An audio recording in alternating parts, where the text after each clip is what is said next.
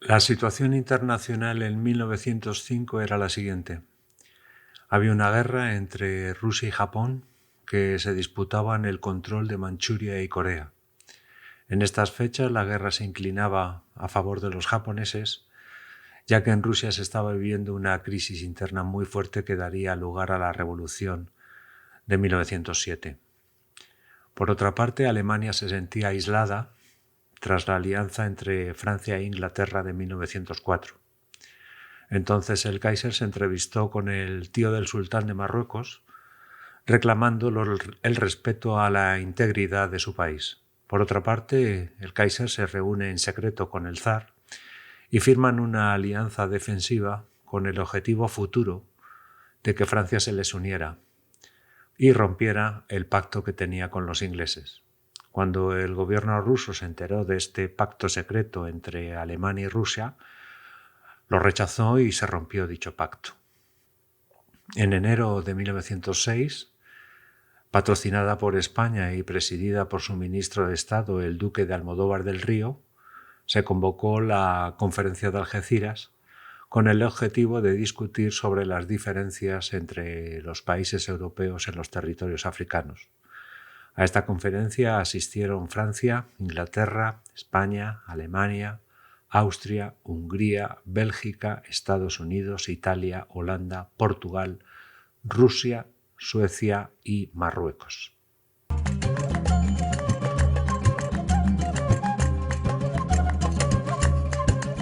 Ceuta, Melilla y otras pequeñas plazas en el norte de África son lo único que ya le queda a España de su pasado colonial. El desastre del 98 había dejado un ambiente popular de rechazo a las aventuras coloniales.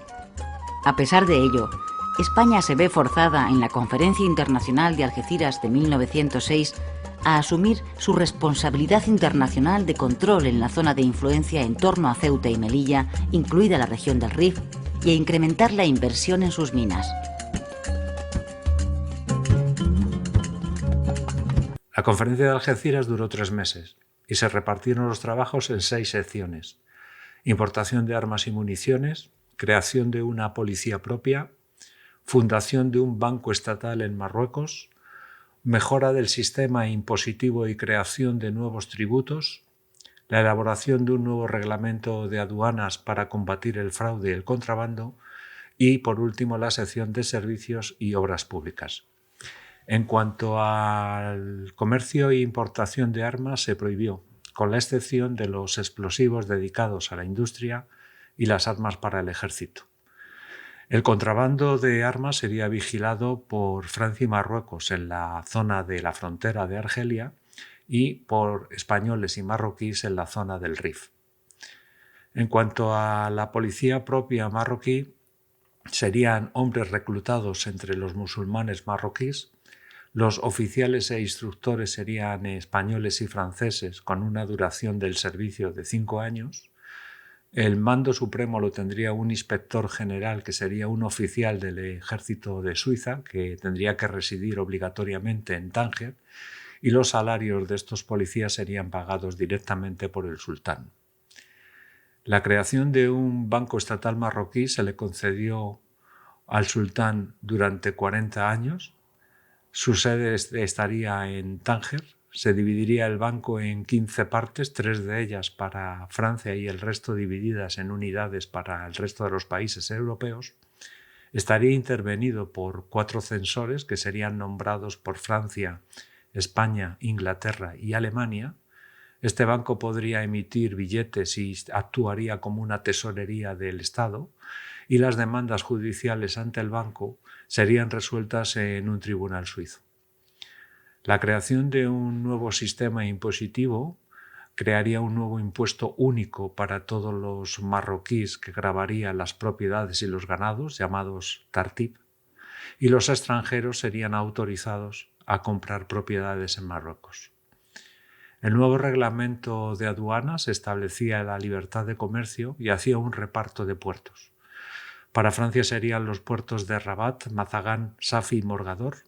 Para España los de Tetuán y Larache, y los puertos de Tánger y Casablanca serían declarados mixtos. el control de dichos puertos sería responsable la nueva policía marroquí. En cuanto a los servicios y a las obras públicas, tendrían que tener como garantía que estuvieran al servicio de los intereses generales. Por otra parte, se confirmó el reparto de zonas de Marruecos realizado en 1904, por el cual España controlaría 20.000 kilómetros cuadrados y Francia 400.000. Las consecuencias del Tratado de Algeciras para Alemania no fueron muy positivas, ya que no consiguió romper la alianza entre Francia e Inglaterra, y a pesar de que obtuvo algunos territorios, los perderá tras su derrota en la Primera Guerra Mundial. Por otra parte, Alemania exigió recompensas a España por el apoyo que había dado en la conferencia, como la instalación de un cable telegráfico Canarias-Marruecos que fuera de propiedad alemana, la explotación de las minas del Rif y, por último, los derechos de carga del carbón en Baleares que fueran efectuados por barcos alemanes. Para Marruecos, la conferencia de Algeciras supuso, o sentían ellos, que fueron invadidos, y a partir de entonces se hizo unas campañas terroristas contra los ocupantes, tanto franceses como españoles. Estos ataques terroristas hicieron que España y Francia firmaran un pacto de acuerdo por el cual España tendría que enviar 4.000 soldados a territorio francés para la defensa ante estos ataques. Para España, la conferencia de Algeciras supuso muchos gastos militares, ya que tuvo que enviar bastantes soldados y tuvo que construir muchos barcos de guerra. En cuanto a las minas del Rif, no fueron un buen negocio para los españoles. Se negoció con un personaje que le llamamos el Rogui, porque él se decía que era hijo del sultán y era el que controlaba toda la zona del Rif desde el año 1902, enfrentado al sultán. Se negoció con él y obtuvimos de él concesiones mineras a cambio de sumas bastante grandes. Un año después de estas concesiones nacerían dos compañías. Una, la Compañía Española de las Minas del Rif, con una amplia participación de Alemania, la concesión de derechos sobre el hierro con una licencia para construir un ferrocarril. Por otra parte, otra de las concesiones fue en el Monte Afra, las minas de plomo, y se constituyó una compañía que se llama la Compañía del Norte Africano, con una amplia participación francesa. España no construyó industrias locales en la zona del Rif ni del Monte Afra, y así fuimos vistos los españoles por los marroquíes como unos saqueadores. La mayor parte de los trabajadores de las minas eran musulmanes, y ahí fue la fuente de futuras rebeliones y de robos de material que se produjeron y serán la consecuencia de la futura guerra entre España y Marruecos. Al año siguiente de la conferencia de Algeciras hubo otra reunión en Cartagena, que se la conoce como el Pacto de Cartagena, entre el rey Eduardo VII y Alfonso XIII. El motivo de la convocatoria fue la debilidad de España frente a estas presiones de Alemania y la contradicción entre la alianza que sostenía Francia y Rusia y, al mismo tiempo, Francia e Inglaterra, ya que Rusia e Inglaterra eran enemigas en Asia Central. El motivo de la visita fue la excusa de la devolución de la visita que hizo Alfonso XIII a Londres en el año 1905, y el motivo del retraso, estos 2 años en que Eduardo VII no devolvió su visita, fue los atentados en España. El gobierno inglés propuso que no fuera la reunión en Madrid debido a los atentados terroristas y propuso la visita que fuera en barco en Cádiz. España aceptó, cambiando el lugar, que no fuera Cádiz sino Cartagena. Los reyes y los representantes ingleses y españoles se reunían en los barcos, y cada vez que había un traslado de un barco a otro para mantener una reunión, se daban cañonazos. Se dijo que alrededor de 1.500 cañonazos diarios se daban, tanto para saludar y despedir a los representantes que iban de un barco a otro. El 16 de mayo de 1907 se llegó a un acuerdo, a un compromiso entre Francia, Inglaterra y España para que estos países se mantuviera el statu quo en el Mediterráneo occidental. España salió bastante fortalecida del Pacto de Cartagena y 3 meses después, en agosto de 1907, Rusia e Inglaterra llegaron a un acuerdo de devolverse todos los territorios conquistados en Asia. Parece ser que con estas reuniones la cosa en Marruecos se había tranquilizado, pero como veremos más adelante, no va a ser así. Volviendo a la política nacional, el gobierno Moret tomó una serie de medidas para ganarse a los liberales después de la aprobación de la Ley de Jurisdicciones, como fue una nueva ley de asociaciones para órdenes religiosas no incluidas en el concordato, la libertad de cultos, que supondría una modificación de la Constitución de 1876, la secularización de los cementerios y la simplificación de los trámites para el matrimonio civil, como era la derogación de la exigencia de no ser católico. Estas medidas eran fuegos de artificio, ya que para llevarlas a cabo se necesitarían muchos años. En cuanto al proyecto de Maura del convenio con Roma sobre órdenes religiosas, Moret ni lo llevó al Congreso ni abrió negociaciones con Roma para retocarlo o firmarlo. Tenía miedo de perder seguidores católicos. Esto hizo que en 1905 llegaran nuevas órdenes religiosas europeas, la mayor parte de ellas dedicadas a la enseñanza, que introdujeron métodos bastante diferentes a los tradicionales españoles. Así llegaron de Francia los maristas, de Italia los salesianos y los jesuitas abrieron en Sarriá un laboratorio químico. Los más beneficiados con la llegada de estas nuevas órdenes eran las clases medias y ricas.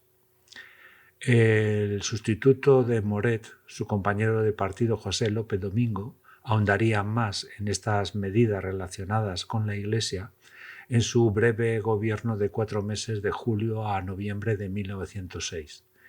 Antes de hablaros de estas medidas, os voy a presentar un poco al nuevo presidente de gobierno, José López Domínguez.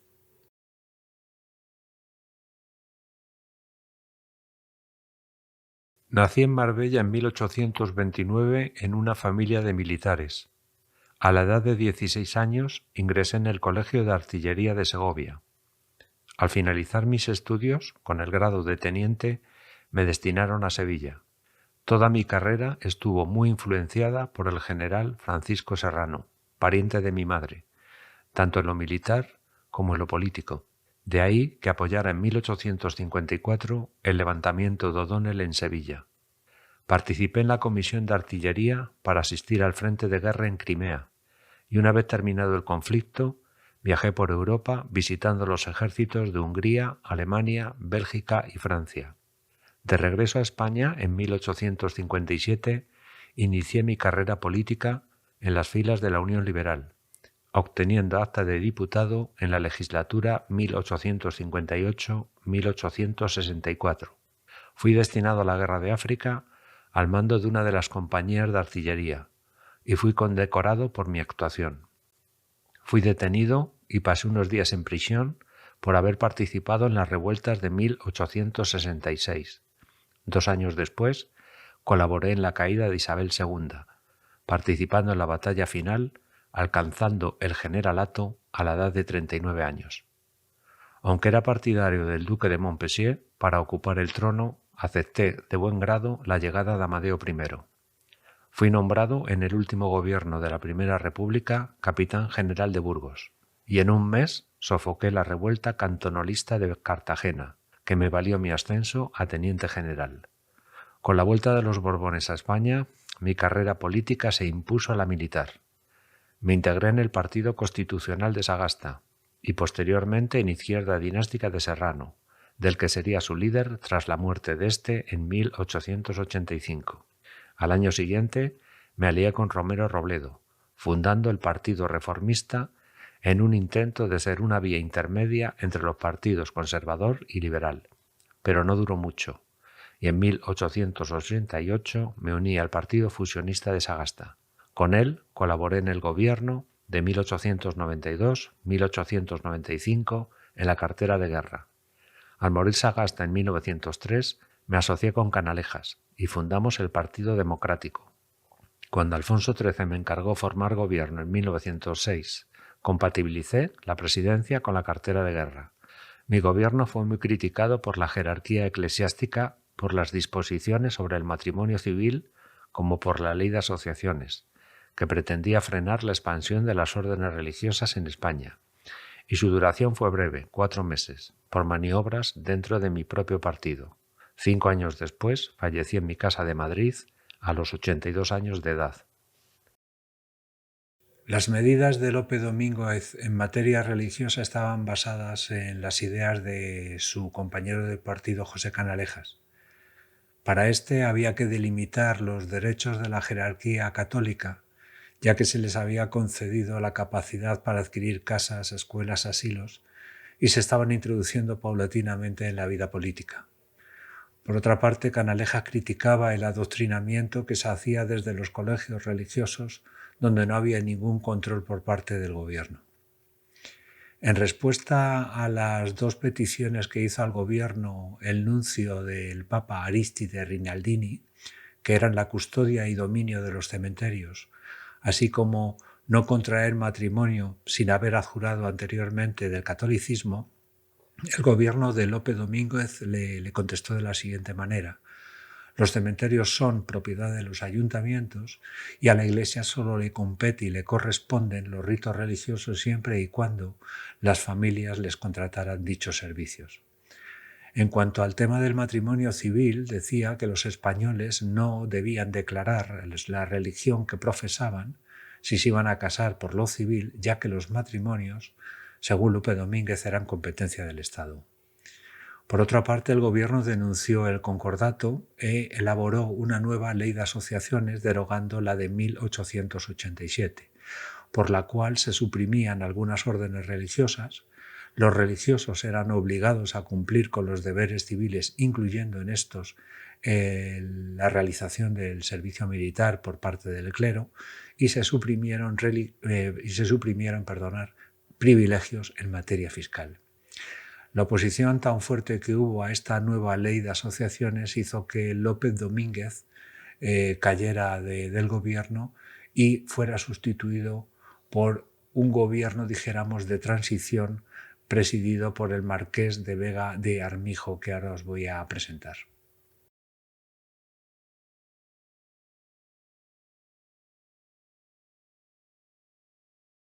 Nací en Madrid en 1824 en el seno de una familia de alta alcurnia. Inicié mis estudios de Derecho en la Universidad de Sevilla y los acabé en la de Madrid en 1852. Dediqué poco tiempo a la abogacía, porque entré en política muy joven, a los 30 años. Fui el diputado español que más años estuvo en un escaño. La Vicalvarada fue mi bautizo en la vida pública, y oculté a O'Donnell en mi casa. Desde ese momento hasta el final de sus días, mantuve con él una muy buena relación, ocupando en varios de sus gobiernos carteras ministeriales. Participé en el destronamiento de Isabel II, pero mis encontronazos con Prim fueron constantes respecto al candidato idóneo a ocupar el trono. Para mí, debería ser el duque de Montpensier, y no Amadeo I, como así sería. Desaparecí de la vida política durante la Primera República, volviendo a ella dentro de las filas de los liberales durante la Restauración borbónica. Formé parte de los gobiernos de Sagasta durante el reinado de Alfonso XII y la regencia de María Cristina, y ocupé la presidencia del Congreso de Diputados en varias ocasiones. A la muerte de Sagasta fui, junto a Montero Ríos y Segismundo Moret, encargado de gestionar la sucesión en el liderazgo del Partido Liberal. En los últimos momentos de mi vida fui elegido presidente del gobierno, aunque solo por un mes, mientras el Partido Conservador se recomponía para ocupar su turno debido a las luchas internas dentro de mi partido. Fallecí poco tiempo después, a los 84 años de edad.